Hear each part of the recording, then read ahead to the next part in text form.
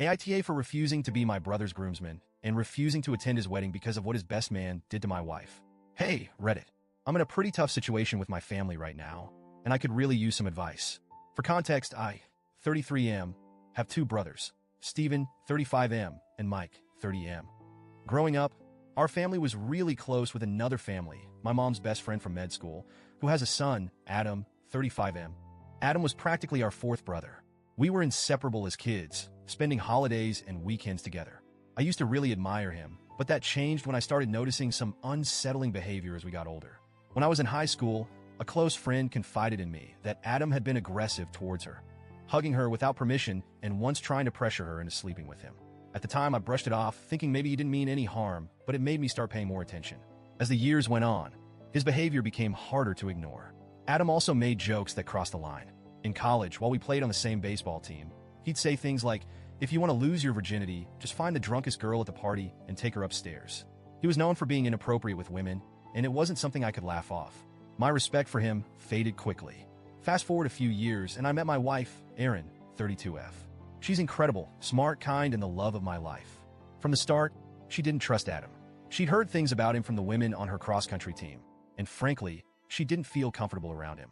I was already distancing myself from Adam because of his behavior, and Erin's feelings solidified that decision. Adam, of course, didn't take it well. He accused me of choosing Erin over our brotherhood. But to me, it wasn't about that. It was about the kind of person Adam was becoming. I couldn't stand by and be okay with someone who made others uncomfortable, especially my wife. Things came to a head 3 years ago during a family Christmas party. Erin was 7 months pregnant with our daughter at the time, and we were at the party with my whole family and Adam's. At some point during the evening, Erin came up to me in tears, visibly shaken. She told me that Adam, who was extremely drunk, followed her into the bathroom, cornered her, and grabbed her breast to check if it was real. He wouldn't let go until she kneed him in the groin. I was furious. I immediately confronted Adam and punched him in the face, telling him he was no longer allowed near my wife. That was it for me. I was done with him. Thankfully, my parents and my brother Mike were on our side. They were horrified by what Adam had done, and we all agreed he was no longer welcome in our lives. My parents even apologized to Erin, feeling guilty that she'd been hurt at what was supposed to be a safe family gathering. But then there was Steven. He didn't cut Adam out.